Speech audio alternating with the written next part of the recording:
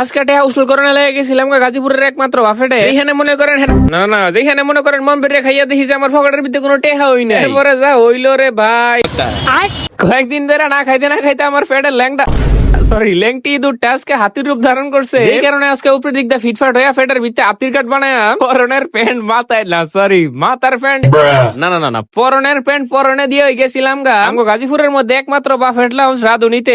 রাধুনী বাফেটের মধ্যে কোনো ভাইয়া টাইয়া শেফ আছে নাকি এটা দেখানোর লেগে আমার লগে ছিল আমার কবিলের বেটা আবি, যে কিনা রাধুনী রেস্টুরেন্টের মেয়ে শেফের রান্নার হাতটা একটু দেখবে। তো ওনাদের এই রাধুনী বাফেটের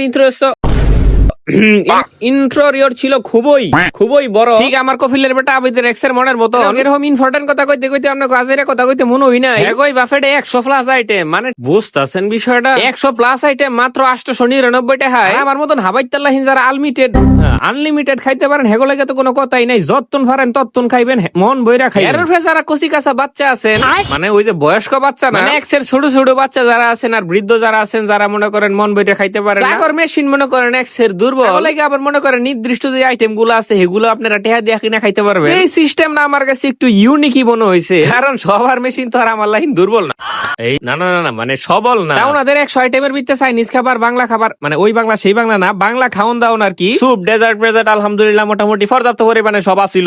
একেবারে কাহিল হয়ে গেছি গা। আপনি গুলো কথা কইতে আমার একসের খিদা লেগে গেছে গা। তো খিদা যেহেতু লাগছে তাহলে আমি যাই গা। আরে ভাই যেতেছেন কেন কি? আরে খারন মিয়া, খাওয়া তখনও শুরুই করি না। খাওয়ান দাওয়ান মোটামুটি যা ছিল সবই আলহামদুলিল্লাহ লয়ে লেলাম। গরু, খাসি, হাঁস, মুরগি যা ছিল সব।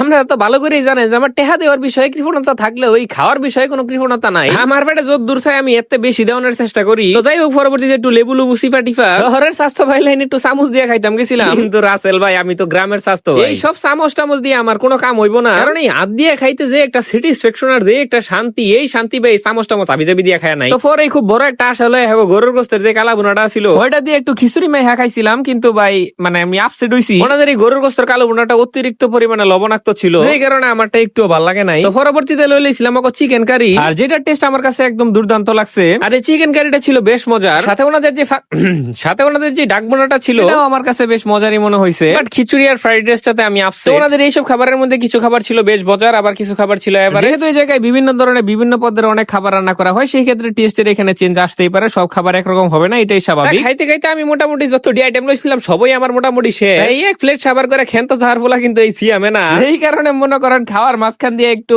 স্টোরেজটা আবার খালি করে লইলাম। স্টোরেজ আসতেই খালি ইসি মাইনছে হুনে নাই, খালি আপনারাই শুনছেন। তো এক প্লেট শেষ করার পর আমি ডেজার্ট আইটেমে হামলা চালাই। মোটামুটি আমার স্টোরেজ সম্পর্কে তো আপনাকে ধারণা আছে, সেই কারণে যা ছিল সবই মোটামুটি লইছি আর কি। এখন অনেকেই কইতে পারেন যে গ্রামের স্বাস্থ্য ভাই প্রথম বাফেটে গেলে যা হয় আর কি। ও ভাই আপনারা যে এটা কোন হিরোই ঠিক উসুল কোন আর যেইটাই কোন ভাই, আমার স্টোরেজ যতক্ষণ পর্যন্ত না খালি থাকবো ততক্ষণ পর্যন্ত আমি এনতে বাইরে হইতাম না। স্টোরেজ ফুল হওয়ার পরে আমি বাইরে এখন যদি আমার গ্রামের স্বাস্থ্য ভাই এত বড় কিছু কোন তাতে আমার ছেড়া গেল। তাই হ্যাঁ ডিজার্ট আইটেম প্রেস্টি মিষ্টি যেগুলো আসছিল এগুলো মোটামুটি কম বেশি সবাই আমার কাছে বেশ ভালো লাগছে। এরকম হাবাইতা লাইন খাইতে খাইতে মনে করেন এরকম একটা অবস্থা হয়েছে, বাড়িতে বাইরে শুনছে আমি মানি ব্যাগ লয়ে বাইরে নেই, এটা আবার খেলুই নাই হাত দিয়ে দিয়েছে আমার মানি ব্যাগ নাই। এখন আপনারা কি ভাবতেছেন যে আমি আর আবার কপিলের বেটা আবিতে থালাবার শুনতেছি? আরে ভাই মানি ব্যাগ না হয় বাড়িতে রেখেছি, টেয়া তোর বাড়িতে রেই নেই। তো যাই হোক, এই রাধুনী বাফেটের লোকেশন হচ্ছে গাজীপুর বুটবাজার যে কেন্দ্রীয় জামে মসজিদ আছে তার অপোজিটে। আজকের ভিডিও পর্যন্তই।